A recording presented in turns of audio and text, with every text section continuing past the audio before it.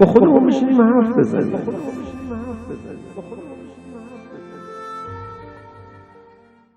خداوند متعال سفارش میکنه به انسانها که شما انگار دو تایید، یه نفر نیستید. بشینید خودتون با خودتون حرف بزنید. با خودمون بشینیم حرف بزنیم.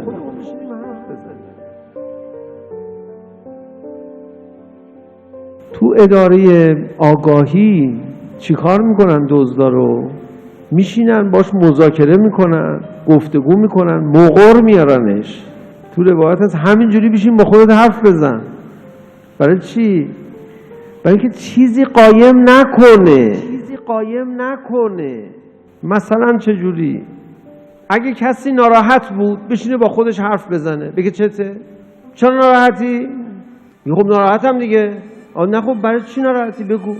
میگه که خونه ندارم، اعصابم خورده، الان نزدیک جابجا بشم، اجاره خونه رو میخواد ببره بالا، آخه ما کی خونه دار میشیم، هر چی فکر میکنم چی نمیشه.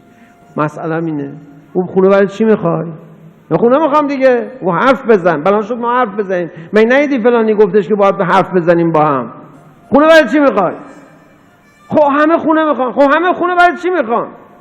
برای اینکه میخوام اعصابم تو جابجایی خورد نشه، فقیرتر نشم.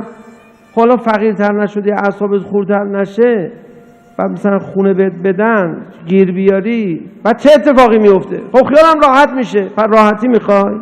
آره. خب اگه راحتی بهش رسیدی بدون خونه چی؟ نمیشه بدون خونه. حالا اگه رسیدی چی؟ چجوری میشه؟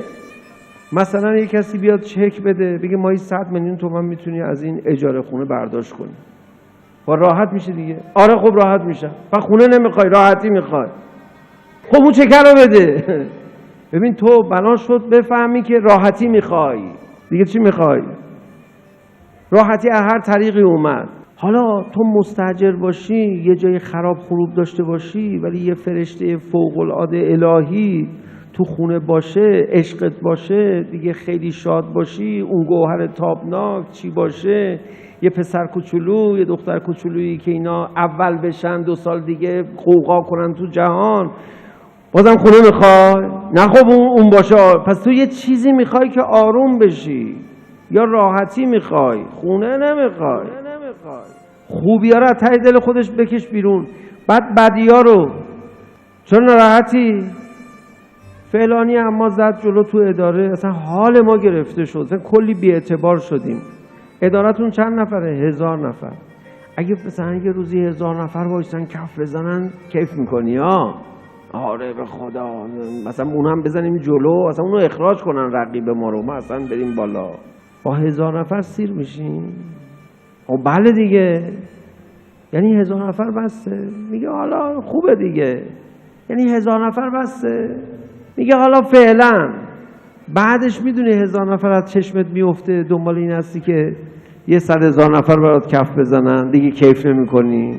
بعد کم کم میگی 1 میلیارد نفر برات کف بزنن چی؟ اولش کف میکنه خودت کف میکنه. بعد بگو یه کمی نگرش دار. حالا بعدش چی میشه؟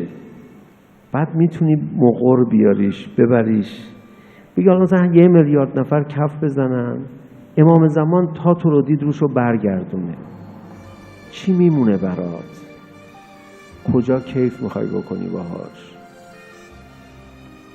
یه دفعه اون کف زدن 1000 نفر رد شد. فدات بشم، باید وقت بگذاری با خودت صحبت بکنی. این کار عجیب غریب رو اهل بیت فرمودن هر کی هر روز انجام نده از ما نیست. هر کسی وقت برای محاسبه نفس بگذاره. میفرماد من حاسب نفسه ربح و من غفل عنها خسر. هر کی محاسبه نفس کنه برده. یعنی چی؟ آقا من که کاری نکردم، من فقط نشستم فهمیدم چه مرضایی دارم، چه حرفای خوبی دارم. خب همین فهرست میبری، اصلا نمیخواد کاری بکنی. همینو میبری، ربح، سود میکنی. کاری نکردی که، فقط چک کردی یه بار. این وقتی که عیبا رو بفهمی، بدی‌ها رو بفهمی، خوبی‌ها رو بفهمی، یه دفعه بدی‌ها کم میشن، خوبی‌ها زیاد میشن. این خاصیت عجیبی داره. هر کسی باید با خودش صحبت کنه تا ببینه چی قایم کرده. باید با خودش صحبت کنه تا ببینه چی قایم کرده. باید حرف بزنی با خودت، حرفای خوب دل خودتون بکشی بیرون، حرفای بد دل خودت هم بکشی بیرون. با خودمون بشینیم حرف بزنیم.